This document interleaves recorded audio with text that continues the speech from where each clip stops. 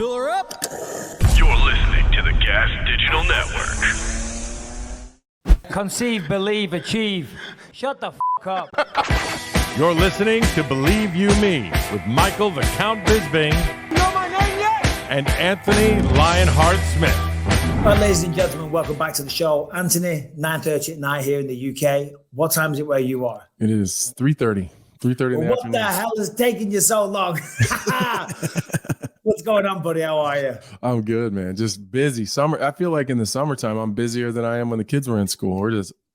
There's not enough. There's more kids than drivers and more places to be than adults we have in the house. It's weird, isn't it? Because, I say it's weird. People they watch TV, they see UFC fighters, they see them in the octagon, they're making the walk, they get a win, a knockout, whatever it is. They jump on top of the cage, they're doing all that.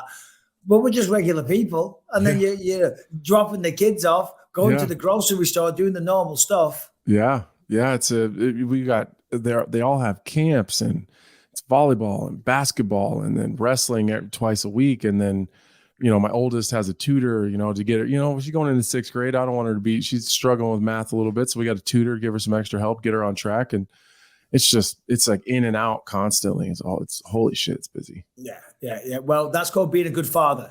Being a good father. And I wanted to bring this up real quick off the top because it's Father's Day this Sunday. Now, my parents, my children, they won't even remember. Rebecca won't even do anything, but I was just watching a meme before or an Instagram clip, and it was some comedian that Brian knows. He was going, Mother's Day is the second most popular holiday in the world, only behind Christmas. Father's Day is number 20.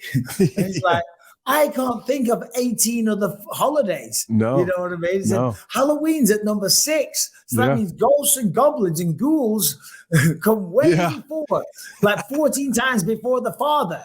You know what I mean? Yeah. So they said like Arbor's Day, like Arbor Day. Yeah. Do you know that my hometown? So you saw the same thing. I seen the end of it, because it said Arbor Day is like 16th, and Arbor Day, nobody really knows what that is. But my home, it's about trees and shit. It's about planting trees and saving trees. My hometown is the home of Arbor Day. We founded it. Oddly enough. Well, you guys can all burn in hell, but it's bullshit. It's bullshit. Very important sustainability, bro. All jokes aside, it is. But all the fathers out there, happy Father's Day to all of you, because you all do such an important job. Listen, not taking away from mothers. Mothers are so incredible, but young men need a positive male influence in their life. They really do. And I think sometimes you can see the difference. You can see the people that haven't had a father or someone, or not even a father, someone that kind of took that role. Do you know what I mean? Yeah. So fathers in this modern day and age, we're not getting the crack of the whip that we deserve, or the rub that we deserve. So there you go. I'm rubbing off all fathers this weekend. Yeah, I'm with you. I'm pro dad. I'm pro mom too, but of course, I don't want to make it seem like it doesn't matter, but fathers are an important role. And I think that they get missed a lot. And it's because maybe we don't ever act like we need it or expect it. But I think fathers are a huge role in daughters' lives, and how the father treats the mother or treats other women or whatever. So from me to every father out there, at least the ones that are doing what they're supposed to do. Happy Father's Day. And absolutely, I just want to say, Jan Bisping, I know sadly your father's not around these days, Anthony, so sorry I've got to rub it in your face. But Jan, Dad, should I say, not Jan, Dad, hope you well, have a great day. And I'll be here Sunday, Dad, if you see this, because he said he's going to listen to it later tonight. Oh, Dad, Sunday, we're going out for a Sunday roast for Father's Day. And there it is. Anyway, stacked show, lots to talk about. Marvin Vettori versus Jared Cannonier this weekend. We'll talk about that, give some predictions if you don't mind. But I was just scrolling social media before, and I don't know what to make of this, right?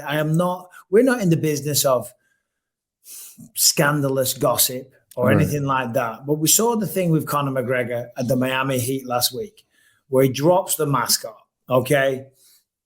Now a story has come out, and I'm reading the Instagram article here. Conor McGregor accused of raping a woman at the NBA Finals, which is that night. There it is. It says McGregor's been accused of a woman at Game 4 of the NBA Finals.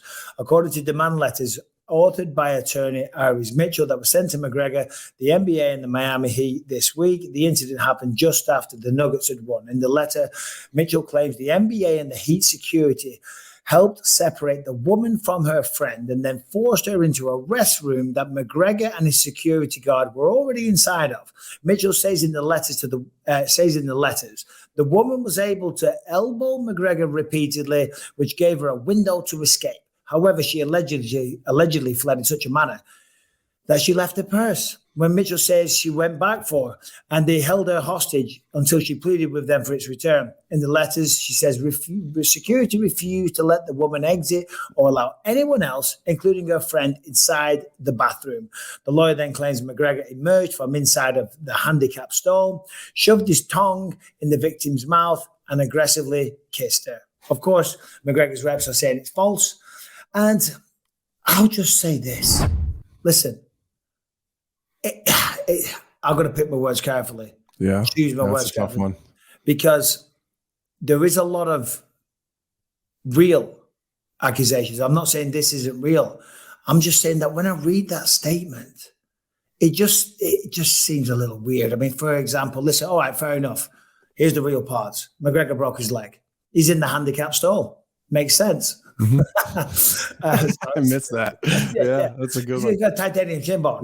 That part stacks up. But hold on,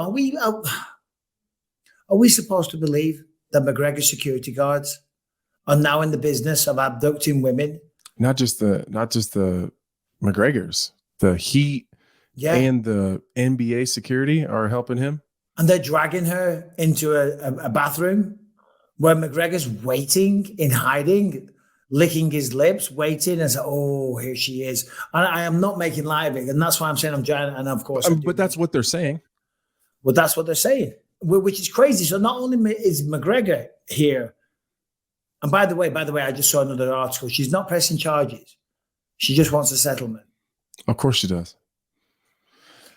Here's my one critique of Conor. And this isn't me trying to stand on my pedestal. This isn't me trying to be better than him. This is me speaking straight to Conor, because I've gotten myself into some really weird situations where all of X, Y, and Z is true, but everything else after that is bullshit. But I put myself in a position to be accused of something. Nothing like this, but things that weren't true, right? What I had to learn was that I needed to do a better job being the position that I am in the world. Whether that I would never call myself a celebrity. I would say that I'm a fairly known figure in my small finger of the world. So I've had to learn that I had to be very careful about the positions that I put myself in, and then I try to imagine to myself, what could this be twisted into? What could this look like if there's no one to back me up? So what I would say to Conor is, I don't know if she's telling the truth. It sounds kind of funky. It sounds weird. So I don't initially say, oh yeah, that stacks up, because it just seems weird. But yeah, my advice to Conor would be, stop putting yourself in positions to be taken advantage of. Don't be in bathrooms with chicks. Do I doubt that Conor would be in a bathroom with a chick? I don't doubt that for a second. So I think that he's having NBA and Heat security help him sexually assault some random girl. I highly doubt that. Because the other people aren't going to help him do it. I don't think it's so much. I'm not even going to question Conor. There's a lot of other people that are involved. That seems very weird. But Conor needs to do a better job of just stop putting himself in weird fucking spots. It's situational management. It is. Because same thing. I've been guilty of it. I mean, look, listen, the reality is that there seems to be a lot of controversy that follows him around. And, and maybe he's not his own best friend, if you know what I'm saying, or his own worst enemy, should I say. And I've been and this is me judging him. I mean, Conor's a million times more famous and wealthy than I ever was or am or whatever, but even still, you know what I mean? I've found myself in certain situations, what I mean? You got to learn how to manage this. And maybe it's now that I'm 44 years old and I've learned a little bit and I'm a bit more mature. But if you're someone like Conor McGregor, and he doesn't really, not that I know or have seen, he's not the type of guy that is, I mean, he kind of keeps, he's always in the VIP section, or he's flying private or whatever. You know what I mean? So it's not like he's sitting across the pub across from my house, mixing up with the locals. Do you know what I mean? So he does keep a select group. But sometimes. But there's a saying, there's no smoke without fire. There's a lot of smoke. I'm not saying there's fire. Like the situation with the old fella in the pub back then, that wasn't good. So like that doesn't help him, but so he could do a better job of situational management. But when I read this story, and I hate to say it, and I'll let you have your say right now, it didn't add up. It doesn't. It doesn't. It just, it doesn't. It seems, and again, I'm not the person, like I've always been the person, like if she said something happened to her, then we need to at least, we need to go down that route and make sure that what she says is or isn't true. We need to get to the bottom of this. This is one of those ones where I'm like, I don't know, man, that seems kind of weird. And I just don't, it just doesn't add up. And again, I think situational awareness is one of the best ways you can put it. He just got to do a better job and not put himself in these weird ass positions to be accused of things if it's not true.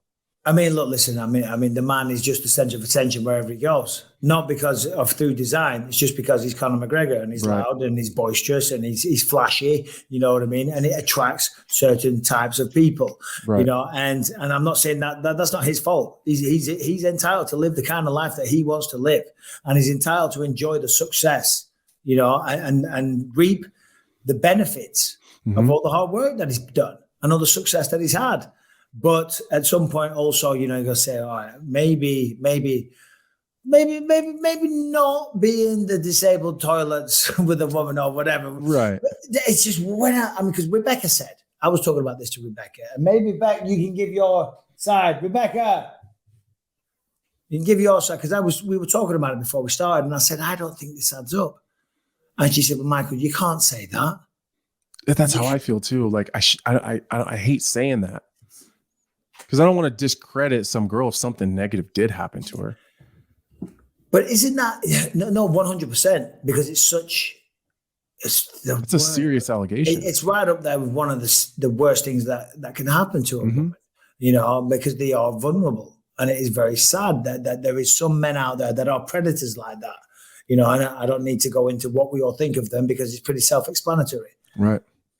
But there is also some people that come out and make up bullshit stories. And we don't know any of the details. Right. Just what we read there, though, just that alone, the number one, she doesn't want to press charges. Surely any woman on the world would want to see him punished by the law. Right. And not just want monetary compensation. And then multiple security guards drag her into the thing. And they're all complicit. Rebecca, come in. Just let's get a female's perspective here. I'm not trying to bring her onto the show. No, but it is interesting. I mean, this wasn't planned. Just come over a little bit so they can see you, babe, if you don't mind. Remember, you were saying, careful what you say, Michael. Well, yeah, I'm just saying it's not a good look if you go, I think she's lying about being raped. I'm not sure if that's a good call because we don't know the details, but, I just said, Yeah. That's what I said. We just need to find out more details, really. Yeah, no. But I don't know. I don't know that she's lying. I would never come out and say, "No, that chick's lying. That's bullshit." But I think it's okay to question it because the details do seem kind of weird a little bit. I feel like say he did, and she goes on and presses criminal charges, can't she then sue him anyways and look for a settlement on top of that? Yes. Yeah, it's a bit curious as to why she's going straight for straight for the cash. Yeah. Because it's again, but we're just going off history. It's all just trick in the book.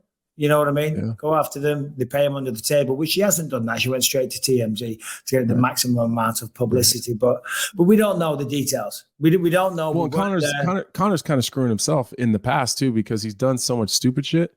He doesn't always get afforded the benefit of the doubt. Yeah.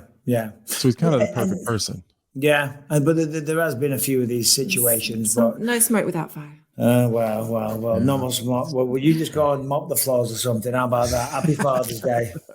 Say, that makes no sense. I don't know. It was a joke, man. It was a silly joke. Anyway. I heard the comment about Father's Day. You didn't get me anything for Mother's Day either.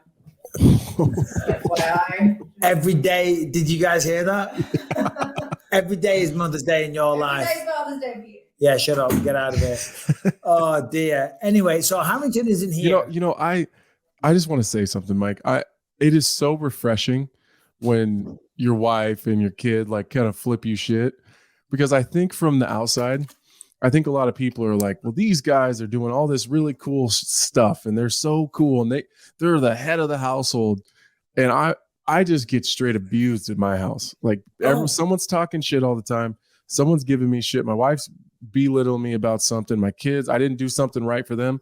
So it's like, it's refreshing. Like, okay, I'm not the only one that catches a bunch of shit from everybody. Oh, listen. In terms of a pecking order, right? It's the kids first. You know what I mean? Without question. I'm somewhere between Harry the dog and Shady the lizard. You know what I mean? That's where I come on the pecking order, but still, I'm a happy man. I'm far below the dogs. We're not here to talk about that. Stop going back and forth, though. Seriously, just get the F out. You are doing my head in now. All jokes aside, we've got a show to do. So Harrington isn't here right now. Brian, how are you, brother? Right. I'm doing good, Mike. I'm doing good. Doing good. So you're going to play Harrington until he shows up. No, we're fantastic. So let's talk about this. What do you think? Should we do the John Jones thing? Well, what's the biggest story, Brian, in the notes? Biggest non-MMA story, or we're going No, MMA. Let's get into some MMA stuff. Well, we do have 2,000 years later. You need work on your Harrington impersonation. I'm sorry. There's lots of umming and ahhing and this and thatting. But give us a two-shot, Brian. Yeah, I'm leaving. Tito Ortiz choked out a radio host. That's almost MMA. Did he really? Yeah. But what do you mean? What, for fun? Like I did to Steve-O? So, kind of. He was on a radio show, and the guy, I guess, volunteered to get choked out. However, non-story. All right. Okay. Go on. However. Here's the video. The guy taps out, and Tito keeps it on. All right, here it goes. Good night. Good night. Oh, so he tapped. Oh, he didn't let go. He's tapping. Oh, there he goes. Oh my God. Yeah. Oh, yeah. I mean, that is a little bit different, to be fair, Brian. Yeah, I'm sorry. I was trying to get there. Yeah. No, but we've all been there a million times. We've all seen it. I did it recently to Steve-O. We've seen it. Sorry, bro. Doesn't make the cut. All right, let's take a quick minute to thank our newest sponsor, Manta Sleep. Look, listen, I've been talking about this for a while. High-level athletes and performers, they know quality sleep is the foundation for everything that is good that happens in their life. And driven by that belief, Manta is on a mission to give the light sleeper like you control and mastery over their sleep. Listen, with Manta Sleep, you can maximize the enjoyment of life and unlock your full potential. The masks are 100% blackout for deeper sleep. They are made of soft, breathable, and durable materials, so you'll never worry about it stretching out or falling off. And they got a massive variety of masks. Like, check out the brand new Sound Mask featuring razor-thin Bluetooth headphones with a 20-hour battery life. And as always, Manta features a 60-day risk-free trial and free shipping in the USA. 60-day risk-free. Try it. Don't like it? Send it back. Free shipping. Literally won't cost you a penny. So go to the website, mantasleep.com, and see the full selection of sleep accessories. They've got everything you might need. Body pillows, weighted blankets, sleep machines, everything that a light sleeper could need. And trust me, you know what I'm talking about. If you're one of these people that suffers from not sleeping well, it really affects your day. So take a hold of that right now. Go to the website, mantasleep.com. Use the promo code Bisping to get 10% off the perfect gift for yourself or the light sleeper that everybody knows. Manta, sleep better, anywhere, anytime. Islam Makhachev, he's not happy that John Jones is considered the pound-for-pound number one. I have the quote right here. He says, how John Jones can be number one? He beat some guy who's not champion. This guy gone, don't have belt, and they put him number one pound for pound. This is bullshit. Doesn't matter how he beat him. The UFC put pound for pound. But the other people who know about MMA, they know who the best fighter in the world is. Don't call me the lightweight champion. Call me the best pound for pound fighter. Thoughts, Anthony? Well, if you're Islam, I get it. I get it. You've dominated everybody. You've beaten everybody. You're champion of the world. You've been relatively untested until Volkanovski. Volk was the pound for pound number one at the time, and then you beat him, and then you don't go number one. I get it. I understand it. If I'm Islam, the resume of John Jones holds up to any. I would go out on a limb. There's a few that you'd have to take out of it, but overall, generally speaking, the resume of John Jones, especially early, stacks up to any two champions at one time. Just him by himself. Without question. So I'm like, just bringing up the names, just the names on that list. It's UFC legend after UFC legend after multiple champions to Hall of Famers and the way that he's done it, until there's the last 4 fights or whatever, Cyril gone aside, he's fairly dominated everybody and pitched shutouts. I mean, people talk about DC being one of the greatest of all times. John Jones beat him fairly handily twice. Yeah, well, I mean, the first one was pretty close, but the second one, we got the second one for sure. We got the whole picogram things, but he finished it. Yeah. Listen, Islam Makhachev, legions of passionate fans worldwide. So I've got to pick my words carefully. Tremendous fighter. I'm a huge fan of him. Yeah, me too. He's incredible. Huge fan. I love what he brings to the table. I love his style. He's carrying on all the tradition and everything that Khabib brought to the table, and he's continuing that. It almost sounds disrespectful, like a Khabib 2.0, but I think that's fair to say. And I understand and I respect him wanting to be held in that regard. The reality is he's just not there yet, sadly. And I don't say that with any amount of spite or malice. I'm looking at his record. Since he come to the UFC, there's been great wins. Nick Lentz, Chris Wade, Gleason Tebow, Kajan Johnson, Arman Sarukian, good win. David Hamosh, these are all good wins. Drew Dober, Moises, Hooker, right? Bobby Green. Then it's Charles Oliveira and Alexander Volkanovski. The fighters that I mentioned up until those last two are all really good fighters. You don't get to the UFC unless you're something special. But they're not elite. Right. They're not champions. They're not Hall of Famers. The last two, Oliveira, Volkanovski, for sure. For sure. Fit that bill. As you said about Jones, it's just legend, Hall of Famer. It's just and multiple generations. And I like Makhachev for being so ambitious, but the reality is he's just not there yet. It's a time thing. He just hasn't been around long enough to even be in that same realm as John Jones. He hasn't had the opportunity. It's not that he's taken advantage of every opportunity that he's had. And he's done incredible things with those opportunities. He just hasn't been around long enough to have those. I mean, just the few guys that just stand out to me, he beat Rashad Evans, DC, Rampage, Machida, like Vitor Belfort. I mean, some of these guys are just guys like previous generations that just changed the sport, and John kind of just went through them all. And it's just crazy. And so I do appreciate Islam's mindset, though. I appreciate that he feels like that. And so I don't want for a second to sound like I'm shitting on him, because I appreciate him. I respect him for feeling like that. And he should. Yep. He's doing everything he needs to do to continue to climb that ladder to get to where John is. But it's a champion's mindset, and that's what he's got. So good for him. But you know what? He doesn't want any part of the BMF belt. He said, I don't want any part of that. That belt is for underdogs. They handed the belt to Diaz and Jorge Masvidal, who will never become champions. They need to put an end to this after the first time. So he doesn't want no BMF belt. But Volkanovski, he's all about it. 100%. He's like, let's do it. He said, I'll be the BMF, I'll be the lightweight, and I'll be the featherweight champ as well. Would you be up for the BMF belt challenge? Yeah, I would love that. I think there's a certain caliber of or a certain type of person that just fits that bill. Like Masvidal was, like you take Masvidal, Diaz, Poirier, and Gaethje, like those four guys. If they never hold an undisputed title, essentially you'd be saying they're just like everybody else, which isn't quite fair, because those guys are just different.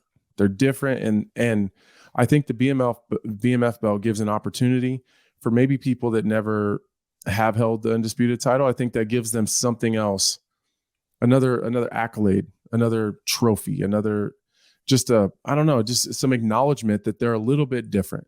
Like Justin Gaethje and Dustin Poirier, I think that those, you couldn't find two better people to fight for the BMF belt. If neither one of those guys ever hold an undisputed title, at least one of them will have something special that someone else doesn't have, and it holds them above maybe just the rest of the pack. Yeah, with that question, fully agree. And the reality is, though, there has been a lot of people like that throughout the history of the UFC. You know what I mean? Who are three that you could think of? I did a video on this actually recently on my YouTube channel, so people check it out, please. I think it was 8 of the BMFs or something like that. Who did I have on there? I mean, like Chuck Liddell. I mean, obviously he was a long-time champion, but he was a bad mother effer. Chris Lieben.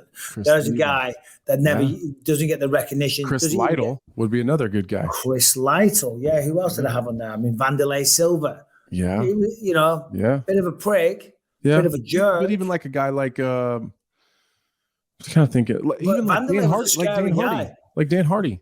Vanderlei was not a champion. Go ahead. A little joke. Vanderlei was a scary guy before the plastic surgery. Oh my God, they made him into like a walking feline. What did they do to him? Oh dear. So still. Anyway, there it is. About Makhachev, not a happy camper right now. All right, we'll do a little non-MMA. Okay. So this is mental. Brian can be ready to cue the video when I say, but the CEO of Lululemon, and this is wild, and maybe Brian can give a bit of background. I'm assuming there was a robbery at the store.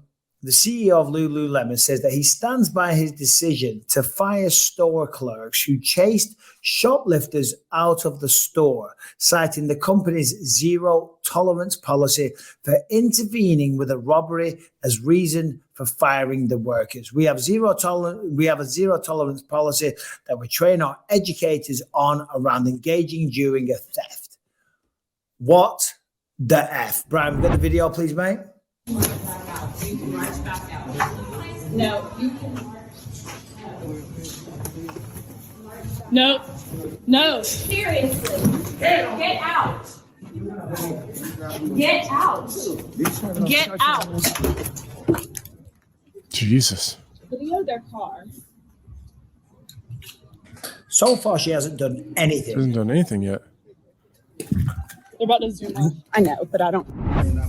And that was it. She got fired for that, Brian, for like literally just like saying "get out." I'm as weirded out about it as you are, Mike. Yeah, I guess for leaving the store after the offender. The world is going so soft. Listen, those guys that came in there and did that, they're pieces of shit, right? Mm-hmm. But they clearly come from a very what's the word I'm looking for? Disadvantaged background. You know, I'll say it. They don't look like they ever shopped at Lululemon before. Well, no, they don't. And Lululemon's expensive back Yeah, they stole about $15,000 worth of shit there. Hey, I'll tell you this. This isn't an ad for Lululemon. I have some Lululemon tracky bottoms, sweatpants, you guys call them. I've had them for years. I wear them a lot. Every time I get on a long haul flight, I always put my Lululemons on. Yeah. They still look brand new. Mike, I'm going to be honest with you. I mostly wear Lululemon. Are we coming out as the Lululemon massive? Yeah. Like I would say almost every day I'm wearing Lululemon pants right now. Like it's shorts, pants, like their joggers are just so comfortable. They're light. I got the Adidas, bro. There we go. Dude, I got the fancy colored Lululemon shorts. I'm kind of a Lululemon snob. Look at that. You're Adidas up. I'm Adidas. I'm in England, man. You got to go with the Adidas. Right. You dress like a proper soccer hooligan, Mike. Yeah, exactly. I got the Stone Island everywhere. But I mean, what's that all about? Do you know what I'm saying? I mean, but the reality is that these people, if they know that they can do that, they must have stopped them. If they know there's going to be no consequence whatsoever, it's like, I was going to say it's like not spanking your children, but that's a little bit extreme. I don't hit my children. I never have, but people need to be held responsible. People need to be held accountable for their actions. And if at the very least, the store clerk can't even challenge them for stealing things. Well, if we're okay, I'll play a little devil's avocado here. Oh, hit me. If we start making it because all these, like as far as the laws go, a lot of these places, like the cities and the counties aren't even charging these people with these petty thefts because they're decriminalizing it, right? If they're not going to get charged anyways, so it's of course going to force these people. It's going to not force these people, but it's going to have these people going into these businesses and stealing from people. If we make it a habit of, I mean, you've seen the people that work at Lululemon. Even the dudes aren't all the way dudes. Like they're not like the most manly men in the world. They're having a great month at the minute. They're not like, it's a bunch of women. And if we make a habit of store clerks challenging people like that from a different world, from a little rougher part of the, the town, I feel like people are going to start getting hurt. You have, hooligans that are going to start hitting people and knocking out chicks in Walmart parking lots, and Lululemon people getting shot at for trying to stop someone from stealing some shit that doesn't cost them anything. I don't know what the answer is, but I don't know that if my wife was working at Lululemon that I'd want her chasing out people in a parking lot they're stealing. Now, videotaping them? No. I'm fine with that. No, Anthony, I 100% agree. If Rebecca was working there, if Ellie was working there, any of my children, I said, don't get involved. It's not your money. Just the same way, if a bank robber and you're a bank clerk and they come in and they will say, put the money in the bag, say, sure, take it, buddy. It ain't my money. And the bank's insured anyway, so who gives a damn? Mm-hmm. But what I'm saying is I'm just talking about the principle of it. Of course, don't get involved. Of course, it ain't your problem. But at what point is society just going to grow a set of goddamn balls and be like, hold on a minute, now listen, I don't know what the answer is, because everyone working at Lululemon or Best Buy or wherever is going to be a bloody security guard and a BJJ black belt. Mm-hmm. That isn't the reality. And it probably goes back to what I said about fathers at the beginning. Do you know what I mean? A lot of this shit starts at home. For sure. You know what I mean? With positive, that's a great point. Male and female mothers and fathers involved, and they're getting raised right, but I sound like such an old boomer now. But what is going on? It's fucking ridiculous, man. I don't know if I've ever told the story, but we got like snatched and grabbed in Brazil one time where a bunch of kids ran up on us and pushed us, started grabbing wallets and chains and necklaces and stuff. And the tourist police happened to be right there and seen it. Chased him down, pistol whipped him on the beach. It was ugly. It was really bad. But as they're walking these kids up in handcuffs, like these plastic, like zip tie handcuffs, all the community people that were on the beach selling stuff, like whether it's bracelets and all the other bullshit that they make on the vendors. Yeah. The vendors all pile up and just start taking pop shots, and the police are just holding these kids, and every one of those vendors came up and just started putting it on them. I think that kind of mentality, I'm not saying that we need to hold up criminals and let the community members come and beat the shit out of them, but that kind of mentality of, I don't know, the community policing itself and, I don't know, taking responsibility to kind of protect themselves is completely gone. It's completely gone. It's every man for himself. Like when I grew up in my hometown, if you ended up being some idiot just bothering someone on Main Street, you're going to have everyone that's on Main Street on your ass. But the problem is the problem is that you can't even do that. Yeah. A lot of the time you can't even stick up for yourself and defend yourself. Do you know what I mean? Because in this pussified society that we live in, you know what I mean? The person that does most of the damage is going to be the one that, for the most part, is the one that's getting charged or penalized or sued and all the rest. You rob me, I beat the shit out of you, and then you sue me, and then I'm fucked. Well, you know what? Actually, on that same vein, think about this. This is number 5 in the notes, Brian. A car thief got more than he bargained for, and I haven't seen this video yet, when the owner was a 6'5" Brazilian jiu-jitsu black belt by the name of Haysam Rida, and he gave him an ass whooping so hard that the cops had to stretcher the guy to hospital. You know what I mean? He got he just deserves. Yeah. And desserts even. Brian, have you got the video there? Because I haven't seen this. I want to see it.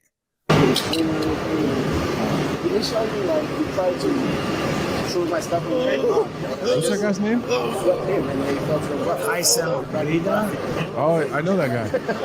Haysam comes in like a fucking wrecking ball, bro. Waking me up like, yo, Haysam, there's some guy in, trying to open your door and going through your car and shit like that. So we checked the camera, like, I saw that, I took off. So I chased him, and when I got close, I yelled, like, yo, where are you going with my stuff? This guy had my fanny pack, my Supreme fanny pack with like my passport, debit card, A very expensive Kobe, the rookie card in there. I foot swept him. He fell to the canvas. He kept still trying to move, trying to escape. So I really could choke him from behind. When the cops got there, I told them my story, and he made it look way worse than he was. He pretended like he was. Yeah, I know that guy. He's actually competing at the Fight Pass Invitational in that $30,000 8-man tournament. You know the guy. Yeah, he trains in Austin. He's one of the B team guys. Oh, wow. That's talk about a bad case of around and find out, because that guy's a monster. But there you go. Yeah. I mean, as I said before, we can't have all the Lululemons. You know what I mean? Yeah. Get that guy a job at Lululemon. You'll never get another thing stolen again. You know what? Hold on a minute. I'm going to do a complete 180. With the amount of money that they charge for a pair of shorts or track bottoms or a bra or whatever, they can afford fucking black belt security guards everywhere. They should. Armed to the nines. Have you worn their underwear? 18. Have you worn their underwear? It's the most comfortable underwear you'll ever put on your ass. God, how much though for a pair? It's like a Brian, just look it up. So 3-pack's like $50 or something. No, yeah. No, it's got to be more than that. I don't buy it. It's a lot. Anyway, I said at the top, I'm kind of excited for this weekend. We've got Marvin Vettori taking on Jared Cannonier. Tremendous fight. And in fact, we've got UFC action every Saturday for the next 4 months. Jesus. Did you see that? That's incredible. Every Saturday for the next 4 months. A couple of shows ago when I was commentating, I think it was John Anik or Fitzgerald announced that. I mean, that's great for me. It's great for us. We've got a lot to talk about. Not good for our wives if they want a Saturday night out, because it ain't happening for the next 4 months, girl. No, we're going to be there watching the fights. I'm excited. I'm excited for this fight because these are two guys that I got a lot of respect for. I got a lot of respect for them. And Marvin Vettori is one of those guys who I feel like we haven't seen his ceiling yet. Like I think if he just makes a few little adjustments, a few little changes in his game, if he can start really chasing some finishes, he'll really, because I think at a certain point, I think he was really honest with himself in that Whitaker matchup about some of the issues that he had in that fight and things that he had to go through. But I know sometimes people have written him off a little bit and saying, he's one of the best guys in the world, but maybe he's not quite elite. I think he makes a few adjustments, and I think he can really elevate his game in huge leaps. But that's what people said. They're always quick to say, "Oh, listen, this guy's good, but he's not elite."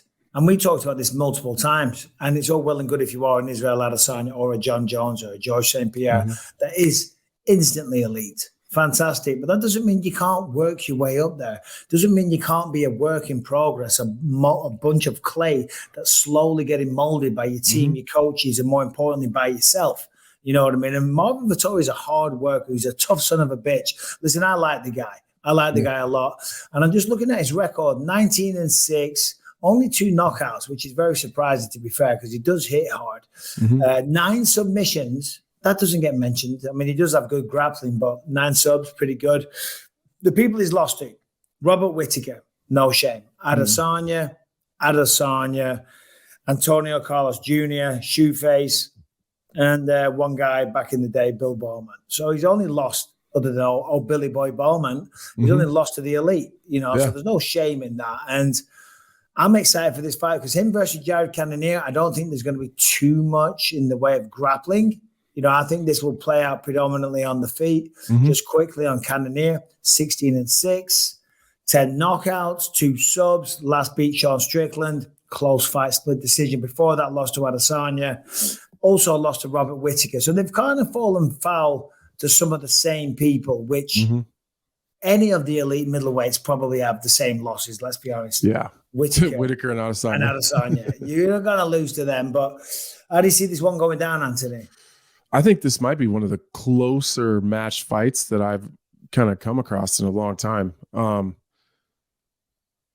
want to say danger factor. I think Cannonier is going to dictate the range a little bit.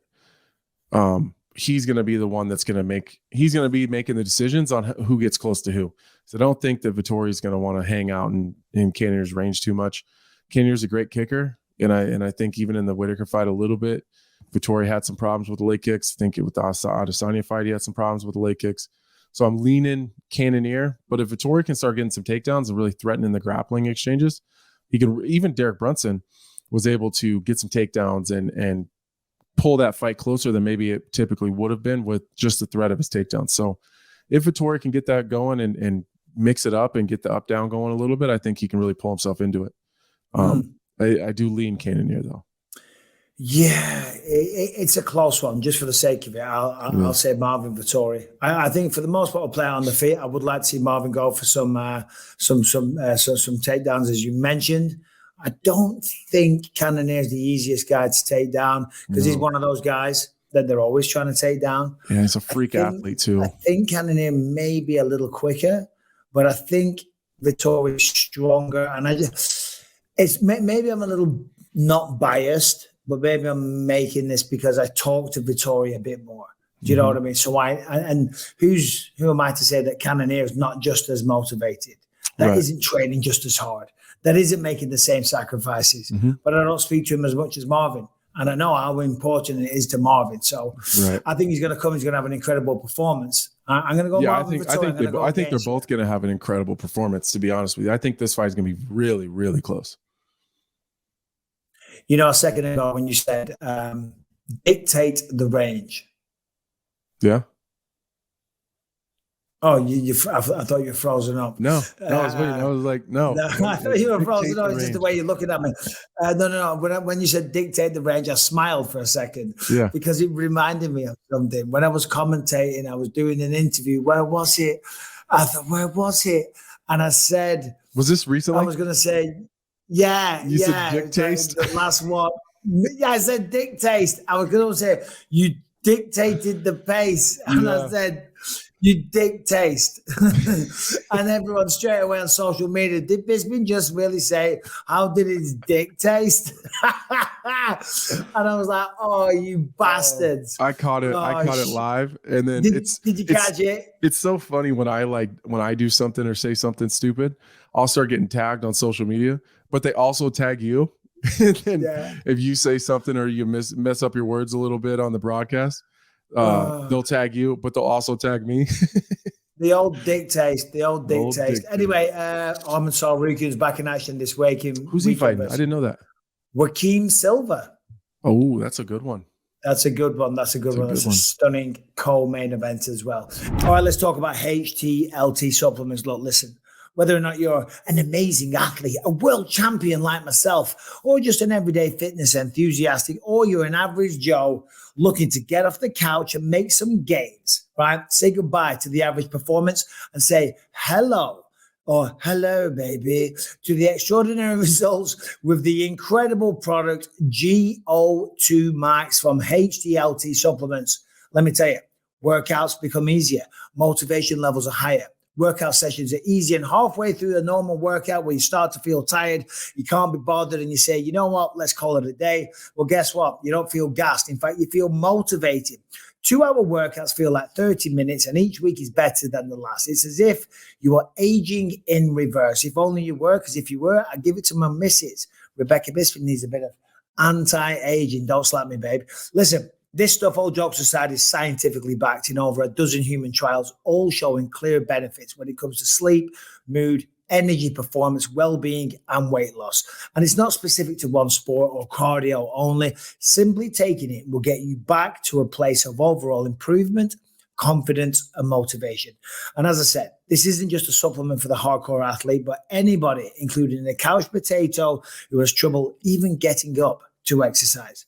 So go to HTLTsubs.com to get the GO2 Max today. And when you check out, be sure to use the code Bisping. You're going to get 10% off. And when you're on the site, check out the wide range of products. They got protein, multivitamins. They got everything you need. Okay. HTLTsubs.com. The code is Bisping for 10% off. Anyway, non-MMA time. Let's have a little do here. What do we have? So, Anthony, we have a millionaire in Finland getting a speeding ticket of $130,000, or we have a jury in Oregon convicted a man for setting up an Indiana Jones style trap on his property after losing in a lawsuit. Which one do you want? We got to go that way.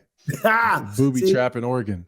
I haven't looked this one up. But that's all it is, because Harrington's normally here to give us a little bit of context. I think he's here. What's up, boys? Sorry about the back and forth. What's going on, boys? How are you? What's up, Harrington? How are you, man? So, if you don't give a shit about us, it's fine. I give so much of a shit about you. What time do you call this? What do you mean? What 5:24 non-MMA time? I don't. You tell me. We started a while ago. You weren't here. Yes. Sorry, so sorry about that. There was just a bunch of bunch of accidents on the way in. No. I'm joking. I'm teasing. Because apparently there was a bad accident. You text Brian and said you're behind a dead body on the freeway. Yeah. Was it really a dead body? No, there was no dead body, but there was like a lot of lying to us as well. Yeah. Well, I mean, also. I'm having words and other things put in my mouth.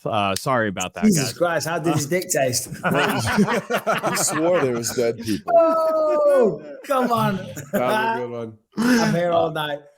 So check this out, right? This guy lost his house in a lawsuit, right? Like he went to court. That was like what the court findings were. So he said, "You're not taking my house." He blocked the driveway with a van that when, the people showed up to like repossess the house, they were like, something seems off about this van. They had the bomb squad come in, find out that there was a couple of bombs rigged up to the van. They also found that if they had opened the front door, a hot tub, right, would have rolled out sideways and pancaked whoever opened the door, Indiana Jones style.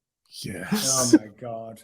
So hold on, Hamilton. So this guy, it was a divorce settlement, and he was losing the house. He didn't want anyone to take it off him, and he just thought, you know what? No one's having this house. I'm just gonna, set traps. Yeah, try and take my land. Just try. Yeah. What do you think, Anthony? Because I know you love this one. I kind of respect it a little bit, and I don't condone people setting bombs and stuff to kill other people, but sometimes you push the right person and you take enough things from them, you got to expect the people are going to fight back at some point in time. Like once you lose your house, you kind of just run out of shit to lose. And the most dangerous person in the world is someone with nothing to lose. And that's why you got to be very careful. You want to take everything from someone. Walking up on a van with a bomb in it. Yeah, well, I mean, I could go off on a tangent and talk about some losers that I bumped into recently that had nothing to lose, but they weren't dangerous. They were just absolute losers. But that's a story for another time. But you're right. I mean, if you lose your home, what would you do? I mean, if you were to set a trap in your house, I would have never thought about a van bomb. That's a good one. Well, it's a bit extreme, isn't it? Yeah, like if you just want to fuck people up, that's okay. But like a couple bombs, a couple bombs in a van seem kind of dangerous. That could be anyone. That could be a child. No, a hot tub pancaking people rolling out of the house. That's genius. I don't mind the hot tub. Yeah, I don't either. The hot tub squashing people, kind of like the ball on Indiana Jones and Raiders of the Lost Ark, or Crash Bandicoot. You ever play Crash Bandicoot? Yeah. You know when you got to run away from the boulder. Yeah. I don't know. I feel like the booby traps where someone steps in the circle of the rope and it pulls them up in a tree. That'd be great. I would be the kind of guy that would like do like if you want my house, fine.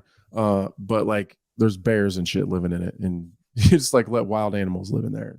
Bears, you hear that? Good luck. Bears. There's a grizzly bear in there. Good luck with that. Now the whole station's in jeopardy. They can smell the menstruation. What's the movie?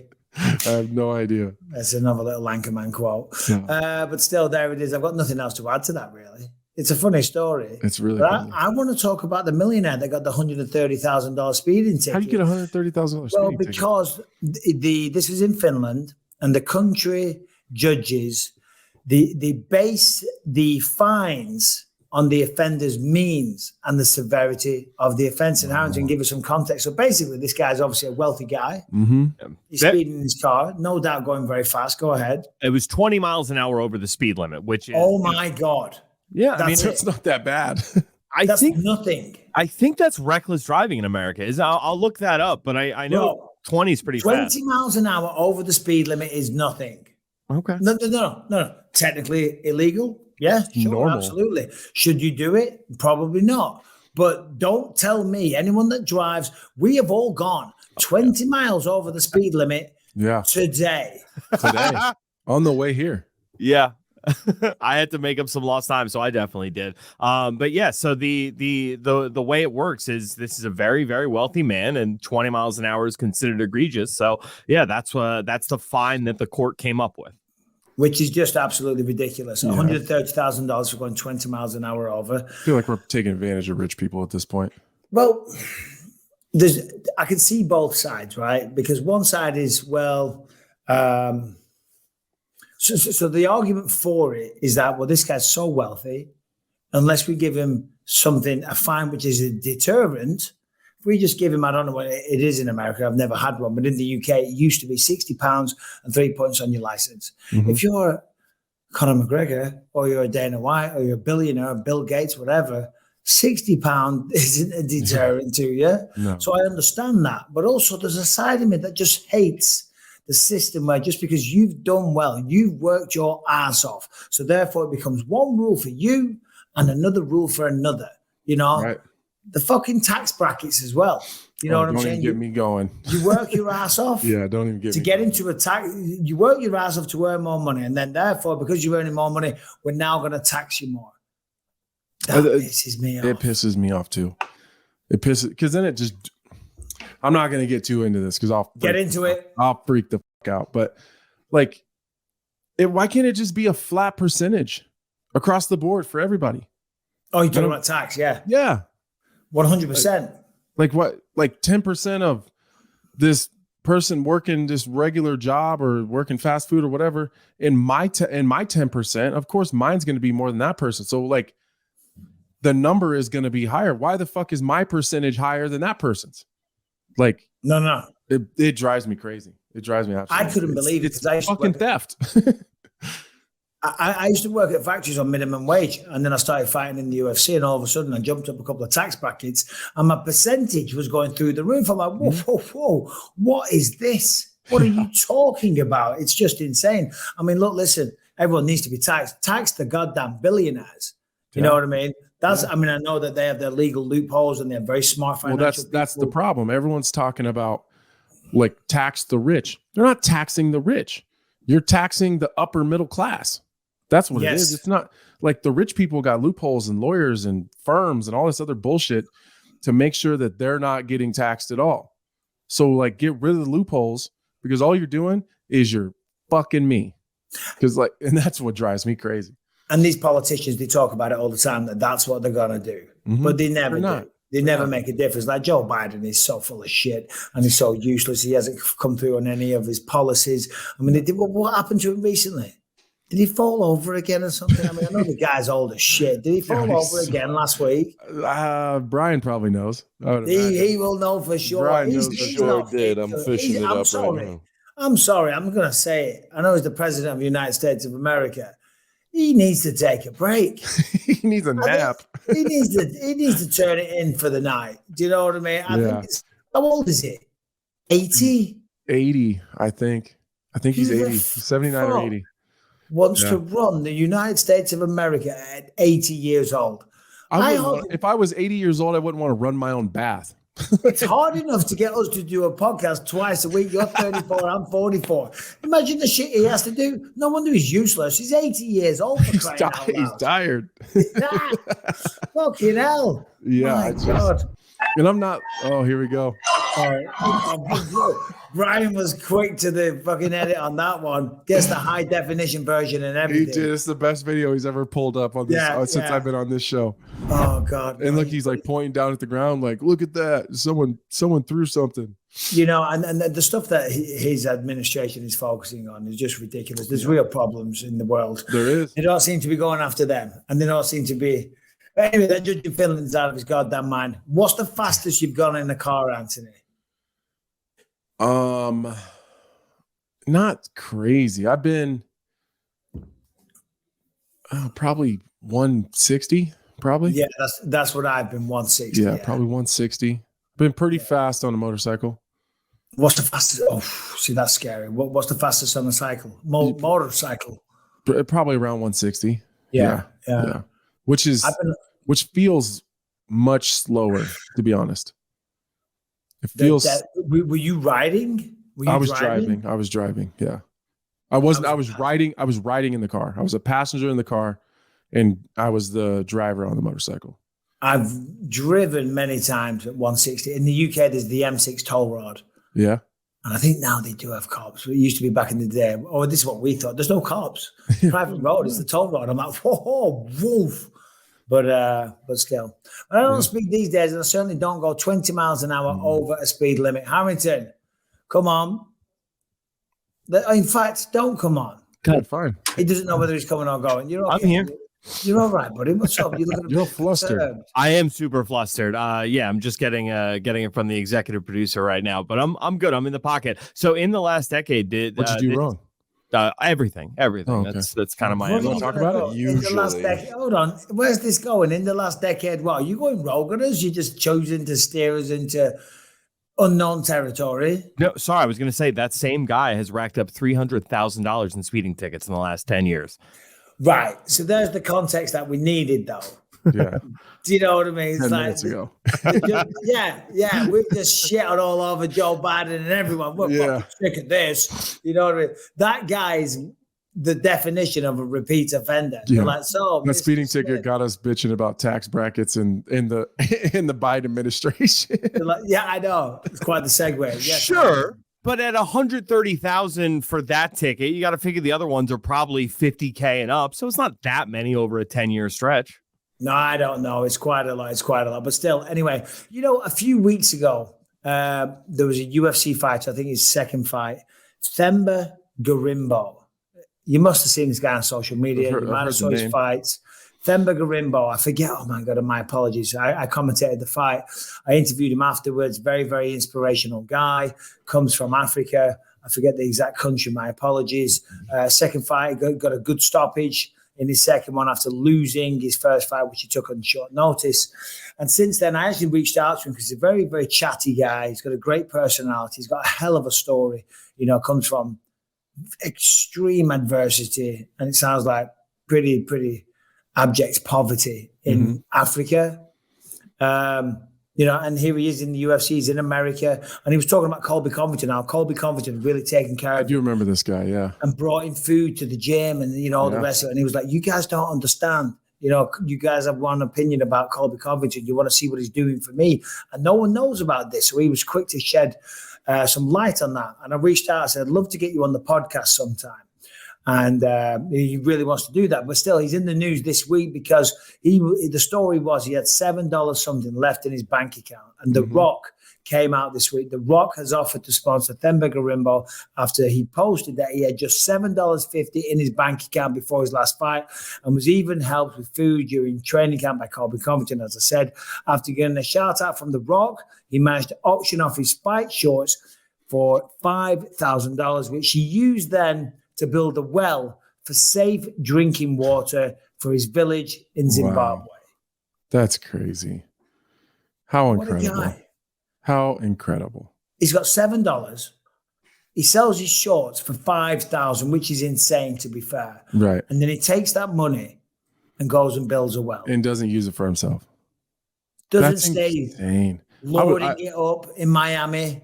I would love to talk to that guy. Well, let's do it then. Yeah, next week, 100%. Yeah, I'll reach out to him because he came back. He's like, Mike, when we're doing this, I hope you haven't forgotten. I'm like, no, but I've just been traveling a little bit. But yeah. That's crazy. Quite the story. I did see the thing where like he needed that win so bad because he was so broke, which is even crazier. Like there's another thing people don't understand too. Like if someone's that broke, he fought Saturday with $7.50 in his bank account. He's not getting that money till Tuesday. Yeah. So like he still has Sunday. He got Saturday night, Sunday, Monday. Maybe it comes in Tuesday. Like sometimes those transfers come in Tuesday. Sometimes it's Wednesday or Thursday.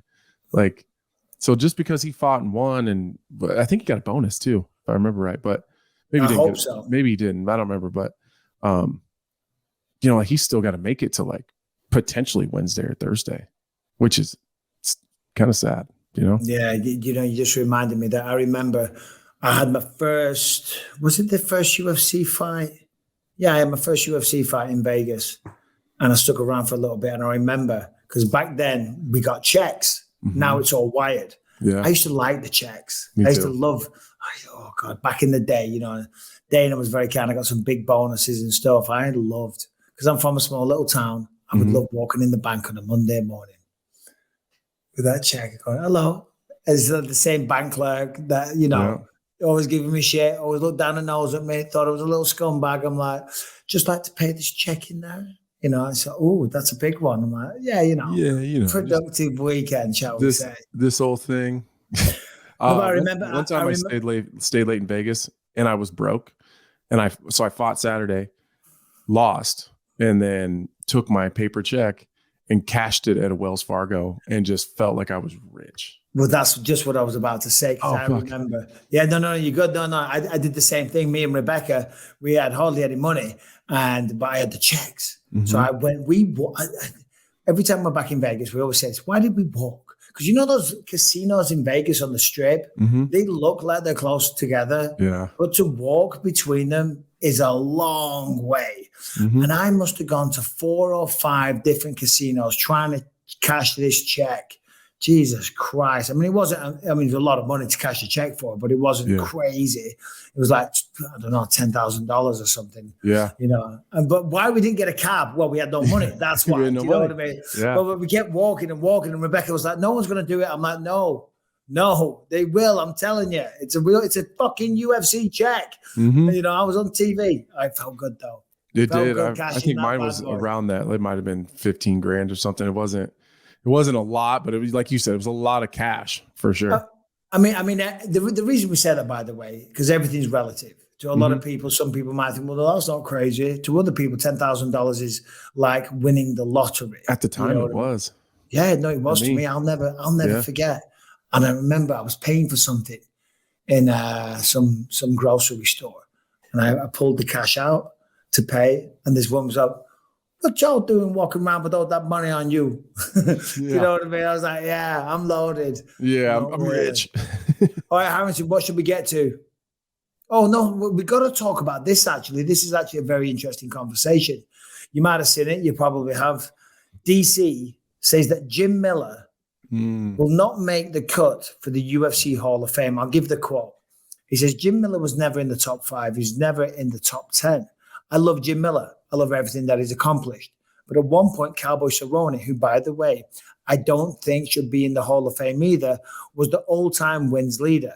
I don't hate Jim, but Jim has a record that at some point can be broken. Israel Adesanya, Volkanovski, Sterling.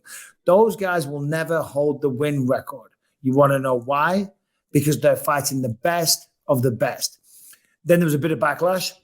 But he sticks to those comments. He says, I stand by it, man. People disagree all the time, but I'm not wrong. My points are valid, as are the ones from the people that are saying they should get in. As the sport keeps growing, these discussions will happen more. Cowboy, in my opinion, shouldn't be in the Hall of Fame, but I understand the argument for him. He's on a lot of the same lists, but also spent a lot of the time in the top 10 and fought for the title. But for me, he would still be a little short. What do you think? I was disappointed to hear DC say that. I respect his opinion, especially as someone as accomplished as Daniel Cormier. He's in the Hall of Fame. I think Jim Miller gets in, but who am I to say that? You know, I don't know. Of course, when you're in the Hall of Fame, it seems a bit pretentious to sit up there with your, fancy Hall of Fame jacket, casting down stones at people saying who you think deserves to get in. That's how it feels a little bit. But I understand his point.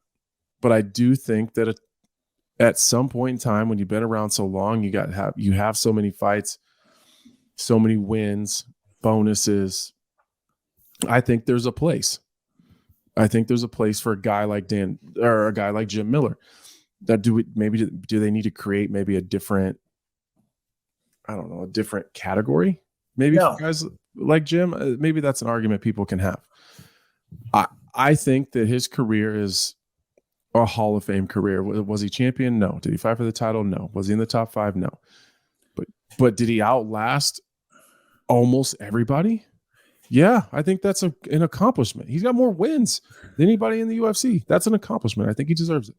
No, for sure. At one point, I had the most wins in the UFC. Mm-hmm. The point that DC's making is that records get broken. And that, yeah, I understand what he's saying, and I respect DC, and we all like DC. Yeah, I get what he's saying. But we're all entitled to our opinions. We're all entitled to our opinions. I disagree with him. I disagree with him massively. Yes, he's correct. Records get broken, and I'm pissed off because when I retired, I had a few, but they do get broke. But what Jim Miller has given to the sport, the longevity, the entertainment, the fights, the finishes, all the rest of it, that is a Hall of Fame career. We did this recently when he was on, but one more time, most wins in history, 25, most bouts at 42, most bouts in the lightweight division, 39 in the lightweight division, most wins in the lightweight division at 22. Second most finishes in the lightweight division. Tied Damian Maia for second most subs in UFC history. And it goes on and on and on and on. There's no clear set definition of what it takes to be in the Hall of Fame, because I don't think you need or have to have been a champion to get in. Me either. But there might not be a definition, but Jesus Christ, the list of accomplishments even that I just said. Yeah. By the way, that's not even half of them. Right. We're doing a podcast. We don't want to bore people. Yeah. If all that together doesn't get you in the Hall of Fame, then what does? Well, if that doesn't get him in the Hall of Fame, I definitely got no shot. You know what I mean? Like, will I get in the Hall of Fame? I don't know, but probably not. But like, if he doesn't get in, no, like, if the rule is you got to win, very few people win titles. I know that in this whole MMA space we're in, fans are like, oh, there's so many champions. Like, not that many people win world titles in the UFC. It's just a small percentage. So if that's the case, then just everyone that wins one gets in, which doesn't seem right either. Yes, because then it's like, oh, so you win the belt, you're automatically in the Hall of Fame. Right. But then that doesn't make the Hall of Fame special. So therefore, you had to do something. Right. Then we got Nico Montano's getting in the Hall of Fame. There you go. Shout out Nico. Shout out Nico.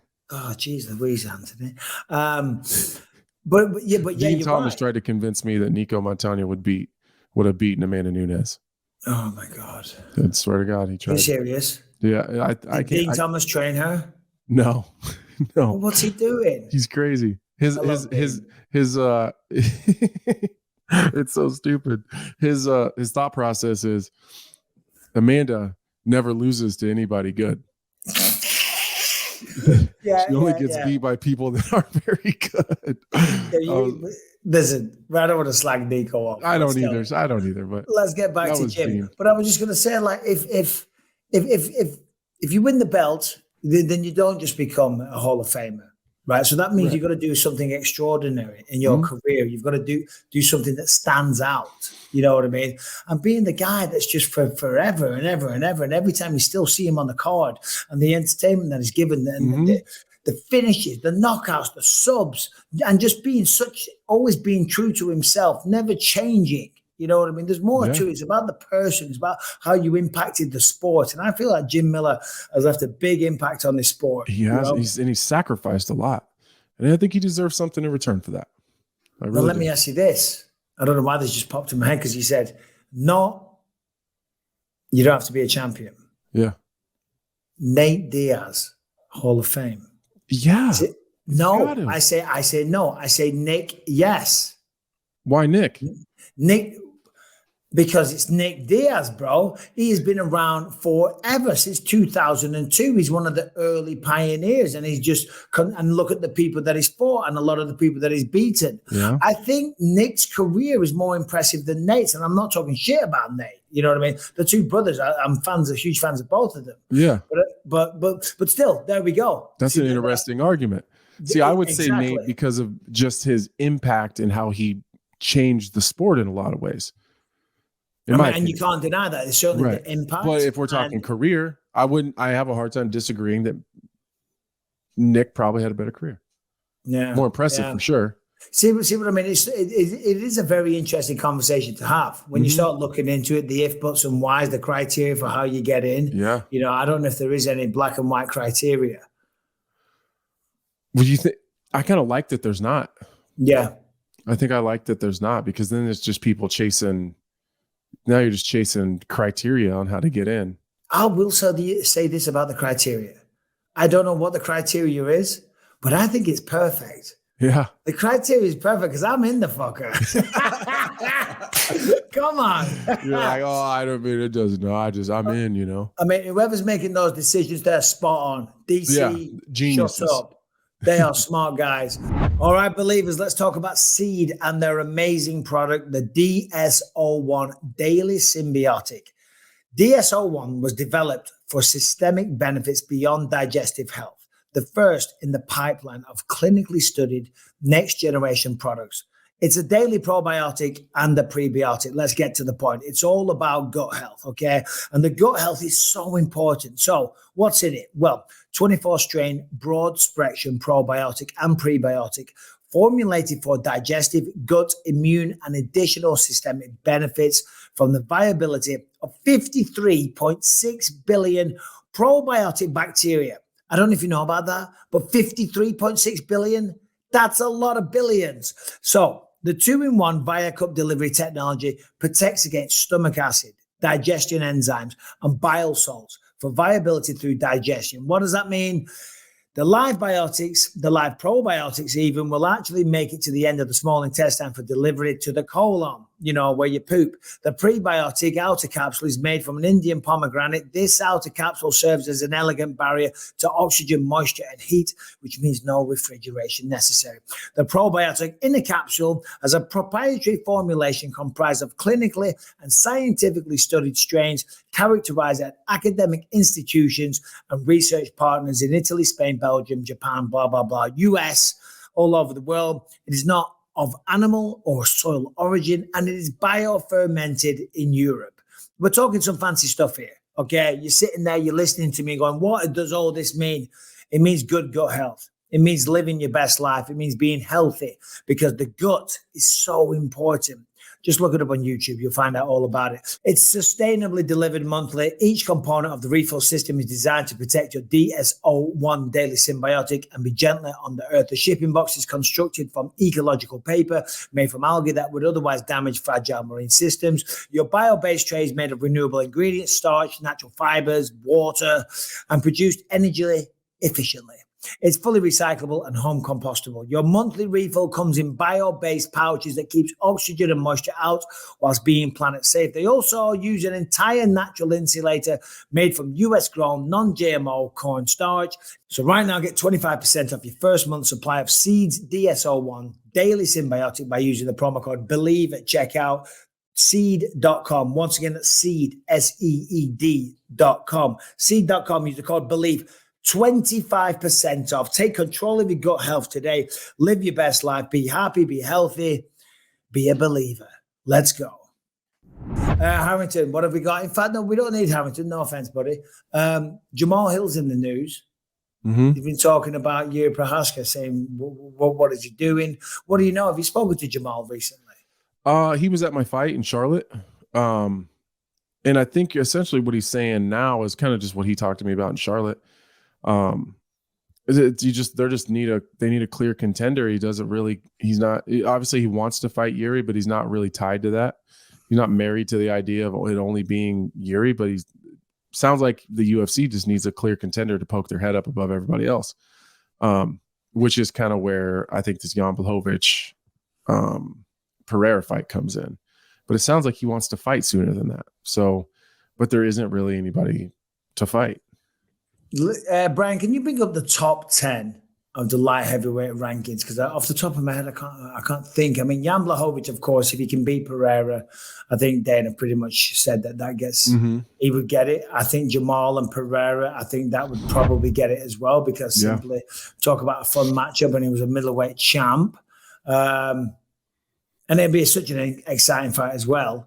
But who do we have here? There we go. Yuri, Ankalaev, Blachowicz, Rakic, Krylov, Walker, Uzdemir. It's a tricky one, isn't it? Because you're right. There isn't any one that really stands out. I would say, even though Ankalaev is ahead for some reason of Blachowicz. Yeah. I mean, Yuri Prohaska's the one.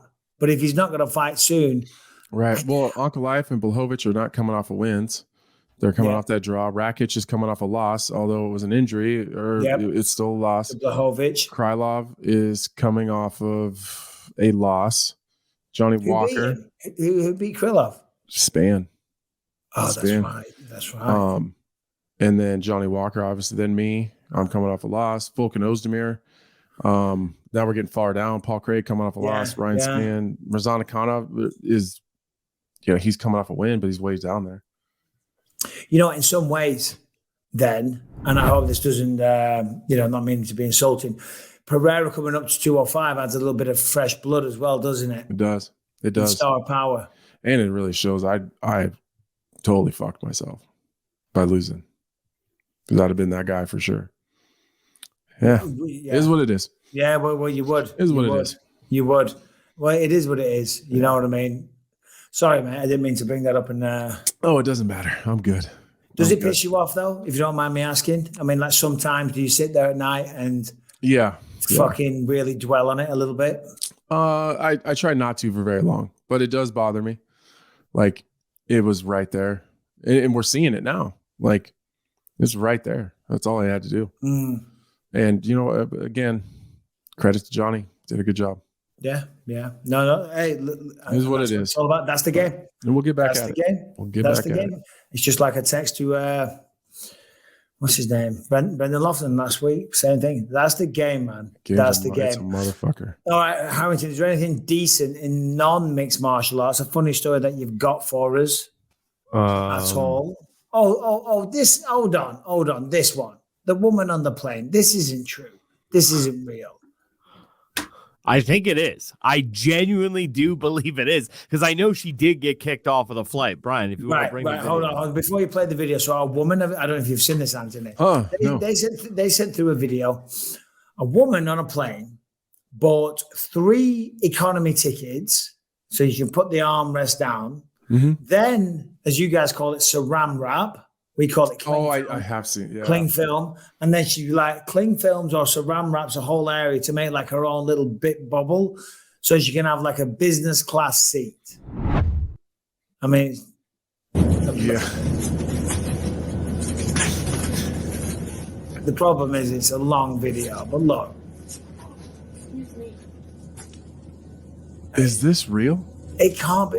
Well, so it did say on the video that I saw, this is a dramatization of an actual real event. So this is like a staged video to give us a bit of idea. Fast forward to the end, Brian, where she gets called out by the people that call you out on planes. All right. Flight stewardesses. It's okay. We get there. It is in the star. Look, it's ridiculous. Okay, I don't honestly. The saran wrap thing is the problem, but there's got to be a better way you could buy 3 seats. Because if you buy 3 seats, you get 3 seats, right? You get 3 seats. Yeah. I don't see an issue. Saran wrapping yourself in. Yeah, I mean, I have an issue with that. You can't start saran wrapping people. What about the person in the 4th seat along? You got that sticky saran wrap touching your thing. Yeah, that would suck. Choking issues. I don't know. The whole thing is you're just a special person. If that's your plan, if that's just take your 3 seats, I guess. Then. Well, just don't buy 3 seats. Take that money. I'm telling you, it can't be much difference. Economy tickets. The way the flight prices are these days, it can't be that much difference. It's absolutely goddamn insane. What's Brian has to be a safety issue. Yeah. Well, you would think. Oh yeah, it'd be hard to evacuate the plane if you had to, I suppose. On the way out here, I was very lucky. I had a business class seat. Mm-hmm. And when I got to the airport and I checked, because we all booked economy tickets, mm-hmm. but I had to do a little bit of filming back in Tenerife for that film, and. So I managed to flag them into getting me a business class ticket, right? So when we got to check in, they'd oversold the flight. Oh, no. They'd oversold the flight, and I was so pissed. I was so mad because in my mind, I was like, oh, sorry, babe. Sorry, kids. You're all going to be slumming it, but I'm going to be up the front with the champagne, laid on a bed, mm-hmm. resting, feeling like $1 million when we land.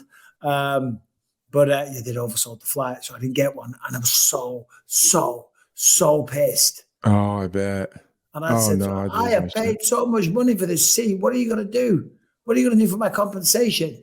And they said, well, we can give you a premium economy ticket. Okay. I was like, oh, well, it's better than, you know. And then they went, and we'll give you a free round trip business class ticket to wherever you want in the future. And I get my business class flight back home anyway. Right. So I you kind of made out okay. Yeah. In my but mind, you gotta act mad. I'm acting mad still. In my mind, I'm still acting mad. But I'm like, oh shit, so I get to come back business class. I'm going premium economy there. I was going economy anyway. Right. I'm coming back business and I get a free plane ticket business class anywhere in the world. So I'm like, this is unacceptable. I guess. Well, if that's all you got. If that's all you've got, then I guess we'll do that. Anyway, Harrington, in terms of MMA, before we get to some questions, is there any breaking news, anything big that we need to get to? And if not, we'll do some questions. But if there is anything that we've missed, what have we got, bud? No, I'm just seeing, some conspiracy stuff that I feel like would be more in Brian's corner out of Israel Adesanya. But yeah, that's really nothing crazy at all. Oh, hold on. You got to explain that sentence. So I'm sorry. The number one thing that comes up when you're when I'm just looking for MMA news here is Israel Adesanya went on a very funny comedian Andrew Schultz's podcast and just claimed that the reason that the Islam versus Volkanovski decision went the way it did is because of a greater conspiracy. And what's the greater conspiracy? What is it? So I have the quote here. There's a conspiracy that Chance, my boy Chance, kind of put me onto, because Volk, I was in Perth. I was right there. He's a great fighter, from that side of the Dagestans. They're effing awesome at their wrestling and whatnot. But this guy has a myth, and Alex effed him up. I didn't say this. Chance said this. I'm paraphrasing. He said, look at this movement right now with Fight Island Abu Dhabi, the stake they have in the UFC. It pays them to have a champ that's from that side of the world. Oh, that they want him you're saying to fight in Abu Dhabi. They want a Muslim champion. So they're saying that if that was the case, because they already had a Muslim champion, his name was Islam Makhachev. If they didn't want to risk it, they wouldn't put him up against a pound-for-pound number one that's in a different weight class. So you know what I'm saying? These conspiracies, and I like Izzy. I would have thought that Izzy would know better than that. Yeah, that's a far stretch. That's a stretch. That's a stretch Armstrong. I don't want to give it too much. I get it. He's just sticking up for his guy. I've always appreciated Izzy for that. He'll go to the end of the earth for him. Yes, Harrington. If that were true, wouldn't Bilal Muhammad have gotten a title shot by now? Also, very good point. Fought on the Fight Island, he beat Sean Brady. Yeah, oh my God, that's a very good point. Good job, listen, but very good, Harrington. Yeah, very good. You can come back on 5 seconds of our time. Go on, come on. You deserve it. Hi, Mom. There you go. Big Hi. Brilliant. Well, listen, if you've got any questions, as always, we'd love to hear them. Video questions, please send them into bympod@gmail.com. Please send them in.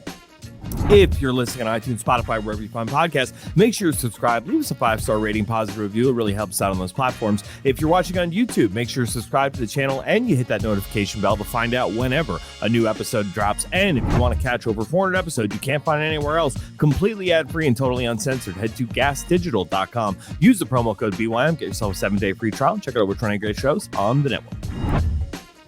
All right, so for questions today, we're going to start off with one silly one that got sent in by 2 different people, and I'm pretty sure we all know the answer to it already, but let's just go for it. This is Rob Scarron.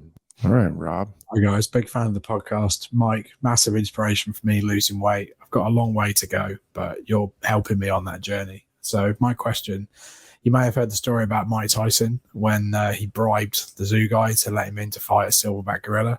So my question is, you can pick 3 active MMA fighters to go in there and take him on, because you'll probably need 3, right, to have any chance of winning against a silverback gorilla. I'm picking John Jones, Francis Ngannou, and Islam Makhachev, because he's probably got experience of sort of wrestling bears, so that might help against the gorilla. Let me know what you guys think. You can pick the 3 best fighters that ever lived. You can pick the 6 best. It doesn't matter. You ain't fighting and being victorious against a silverback fucking gorilla. Okay. It will grab hold of John Jones's head and go and just rip it off his body. Okay. It will pick up Francis Ngannou and go, ooh, ooh, ooh, ooh, and smash him to pieces. And there's the Makhachev where we're going, brother, this is number one bullshit. I'm running down the street. Okay. It doesn't matter. Did he say they had to be active? Oh, okay. So who's yours, Anthony? I'm going to go probably Luke Rockhold, Johnny Walker, and... Yeah. 3 people you hate. I don't hate them. I just want fun to watch. Hate's a strong word. Yeah, hate's a strong word. No, and me and Luke are good. We chit chat. Well, all right. We're playing that game. I'm throwing in Vitor Belfort. And then you know what? I'll give you Tim one of mine. Kennedy. You can have I'll have Vitor too. Yeah, throw Vitor in. All right. Okay. So, anyway, can we get a real question that we can have some real conversation about, please, and not just utter nonsense? Of course. This next question is from Wyatt Chap. That said, we do specialize in utter nonsense. What? Look at his eye. Hello, BYM. As you can see here, my eyes fucked up. My eyes pretty fucked up bad. I caught a knee to the eye when I shot. So I'm sure you guys get this question a lot, but I'm probably not going to be sparring or like wrestling that hard. I could wrestle, but I don't want to risk it. So I think I'm just going to like kind of take the week off. But what should I do? Should I like do some meditation, like journal? What do you guys do when you're injured? You can't do shit like to stop you from wanting to kill yourself. Thank you guys at the BYM podcast, Mike, Anthony, and all the other folks. Can't remember your name. But yeah, if you guys could answer that, I appreciate it. Love you guys. Mwah. All right. You didn't have to sign up for the kiss. That's the first thing you need to do. Not sign up for the kiss. Ice it. You need to ice that straight away. And don't worry about bloody training. That's a pretty swollen eye you've got there. Take Mike, some time off. Don't do that to him. What?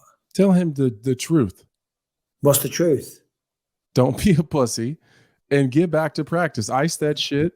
Probably don't spar, but you can do jujitsu. You can wrestle. You can wrestle in the clinch. You don't need to see. Ice that thing. Make sure you're not taking any bumps to it. Probably don't spar, but you can keep training. Don't be a pussy. Yeah. But why? Why would he continue to train with it? He seems like the type of guy that needs it because he said what can you do to kill some time so that you don't end up killing yourself was his exact quote. Yeah. So it seems like a guy that needs to be in the gym. Okay. You need to be in there. You can find things to do around the eye. It's just a bump. Oh no, for sure. If you're let's say because you're right, I understand what you're saying there. But I was like, if you're not training for a fight, if you're not a professional fighter, if it's not who you are, right, then just have some time off. You can sit on the couch. Yeah. Go do something else. Go ride a bike. Go read a book. Go write something. I don't know, but go lift weights. Right. But it seems like he's losing his shit, not being able to train. Well, in that case, there's so much you can do. Just don't get punched in the eye. Don't wrestle either. Yeah, don't wrestle. Don't wrestle. Yeah. You're always going to get injured, right? Whether or not you've got a swollen eye or not, and don't get punched. Other than that, you can stretch, you can work on your mobility, you can do jiu-jitsu, don't roll too hard, you can lift weights, you can hit bags, you but like can you run. said, definitely ice it. Ice? It's really swollen. I sound like such an old dude. Like I'm always going on at Callum because he recently stepped away from his wrestling career. Decided it's just not worth the toll on his body, and it was a big decision for him. And his knees are really bad, and his back's killing him. He had his tricep ripped off the bone, and whenever we're lifting weights, he's always in pain with his tricep. And I'm like, right, son. I said, what we've got to do is, you got to put some time and effort into this. You know what I mean? It's not going to make itself better overnight unless you can't just lie in bed and expect it to happen. You got to work at this. You got to ice the shit out of everything. You got to get some mobility work. You got to have some massage. You got to get some deep tissue work. You got to stretch like a motherfucker and ice after every session. It's work. It's hard. And I said to him, this crosses over to everything in life. Anything in life, son, that you're trying to achieve It's going to be work. Just like your arm's sore, you got to do the rehab. Your knees are killing. We're going to get them looked at. We need to go see the doctor. We need to get some imaging done. You got to get off your ass and go down to the doctors. It's all work. It's all effort. If you don't get off your ass and be proactive in finding out what the cause is, then you're never going to solve the problem. Right. And it's the same in every walk of life. And whatever you are doing, whatever you're trying to achieve, it's fucking work. You got to get off your ass and hustle every single 100%. goddamn day. 100% agree. And I hope that he does not just sit around, because he does. I don't know why I got that. Maybe it's just that little offhanded comment he said, but I get it, because I'm that guy. If I'm not training, or I'm not doing something to expel this extra energy in my body, I lose my mind. So when I'm injured and I can't train, I go insane. The wheels fucking fall off. So I you get can figure it. something out, my friend. I get it. I used to be like that if I was training for a fight. Yeah. And I couldn't train. Oh my God. Brian, please. All right. We got another question here from John from Sydney. Yeah. Hey, BYM Pod. John here from Sydney, Australia. Huge fan. And super simple question. What is your all-time favorite feel-good moments in all of MMA? And that's be one that you watched as a fan as well. So, Michael, you can't just say when you won the title. But my personal favorite would be when Charles Oliveira beat Michael Chandler for the championship. That was a great, super happy, feel-good moment. And yeah, I'd love to know you guys' answer. So keep up the great work. You guys make the bad days good and the good days even better. Catch you later. Appreciate that. That was lovely. He had nice hair. Man, he's got a hell of a mane. He's got some nice hair. God, that's so hard for me to answer, because there's so many when I've been there, or I've been commentating, or just as a fan, when I've been there at home. And I'm like, wow. I mean, look, it's not the number one, but it's one that's popping into my mind. Look at what Israel Adesanya did after losing 3 times. The mockery, everything that he had to put up with, and then knocking him out. That was unbelievable. There's so many, though. The one that stands out to me, like you said, there's so many moments. I still don't know that I've ever felt like I felt after watching Leon Edwards win the title. Yep, there you go. It was fantastic example. And I think part of it, I don't know if I would have felt like that watching it at home on TV, but I was in the building and it was like right there. Just the emotion that was like, nobody left. Everyone stayed in the building. The post-fight interview, like, look at me now. Well, I was like, I got the chills just saying that. Like, it was an insane moment. I've never really felt like that before. No, that's a really good one, but I can't give a specific example, and I know it's a terrible answer, but they're all well and good. The examples that we just gave, Leon Edwards is now the champion of the world, and he was on a tremendous win streak, even though he'd been overlooked for a while. Israel Adesanya, he's had an amazing career, one of the best ever, and he's making ridiculous amounts of money. But for me, the real true feel-good stories are the guys that are on the way up, the guys that are fucking struggling and fighting tooth and nail to pay the bills, and they're borrowing money off Peter to pay Paul, and they're sleeping on a couch, and they've lost the last fucking couple in the UFC, and if they lose this one, then they know that they're cut. Because, when you're commentating or when you're doing the desk, you'll see it, you know what I mean? You get to see these people a little bit differently. You get to see them backstage. I get to see them come past me, and after I've just interviewed them or whatever, and they say something, and you can see the tears in their eyes, and you can see what this means to them. Yeah. They're the ones for me, they're real feel-good stories, and there's so many, and I can't think of one right now, so I apologize. But I know, I was trying to think of like an individual one too, and I couldn't, one hasn't popped in my head, but like the guys that have, just double-digit money left in their bank account or something. Very similar to the guy we talked about earlier. And then they pop a bonus or something. And like Daniel Rodriguez, I remember he had. I remember Joe Schilling told me it was the day after his UFC debut. He got a knockout. He got a bonus. I hope I'm getting this correct, but I think I am. And in the security line at the airport, Joe Schilling was like 2 or 3 behind me. So like I went back and talked to him and thought I'll wait in line with you and have a chat. I said, oh, your boy looked good last night. He's like, Mike, you don't understand, man. He said he had no money. You know, he said I had to buy his movie ticket. We went to our movie last night. I had to buy him his movie. I had to buy him his fucking popcorn and all the rest of it. You know, now crazy. He's going home with $100,000 in his bank. Yeah. You know what I mean? That's insane. They're the feel-good stories, you know? Talk about like rags to riches. It's just a complete 180. Yeah, those are the good ones, though. I agree. Yeah. No, they are. We'll do one more, and then because it's 11 p.m. here, so yeah, it's getting late. I think I'm allowed to go to bed. It's getting late, and Brian's worried because he's like, I've got to edit this by 9 p.m. Eastern time. We're cutting it a little close, but we'll be fine. So next question is from Connor Cartwright. All right. This question for you is for all of you. What's some of your favourite bands? Mine are Steel Panther, JLS, and Susan Boyle. Anyway, lads, I'm going to enjoy this beer. Let's go. Go on, lad. There we go. Anyway, lads, have a good one. This guy's a piss taker. I love this guy. Do you know who Susan Boyle is? Uh-uh. Come on, Brian, just look up Susan Boyle. She won like Britain's Got Talent or America's Got Talent. She's like an old Scottish woman. She's about fucking 60 odd. Okay.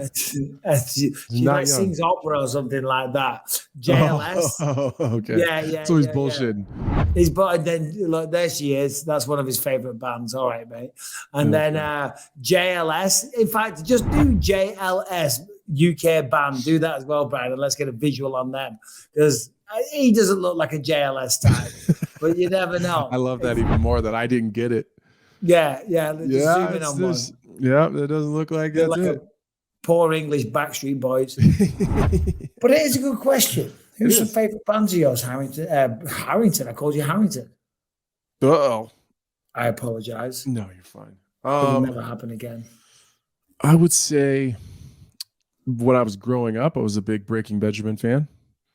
Never heard of them. Breaking Benjamin, 3 Days Grace. Kind of a little bit alternative rock.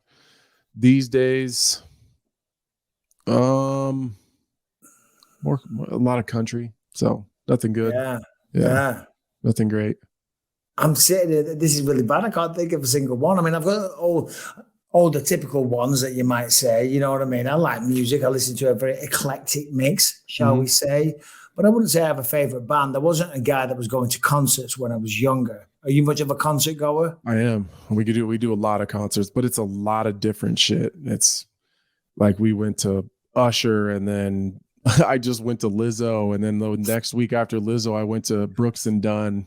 So we're doing a concert, bro. Yeah, I love concerts. We love concerts a lot. When I've been to concerts, I've loved it, and I thought I should have been doing this my whole life. Yeah, we got to do more of this. I like a little bit of underground concerts too. Like I went to Machine Gun Kelly. I was going to Machine Gun Kelly concerts when he was doing like tiny little bar venues with 100 people there. Yeah. So like I love that. I was into the rave scene. You know what I mean? So like, you know, like I would love to go to a rave. A lot of clubbing, a lot of raves and stuff like that. So it wasn't, you know, concerts and bands and stuff like that. It was tremendous amounts of ecstasy and dance music. And on that note, ladies and gentlemen, thanks for watching. Subscribe and ring the bell if you haven't done so, please. And we will see you on Monday. On Monday.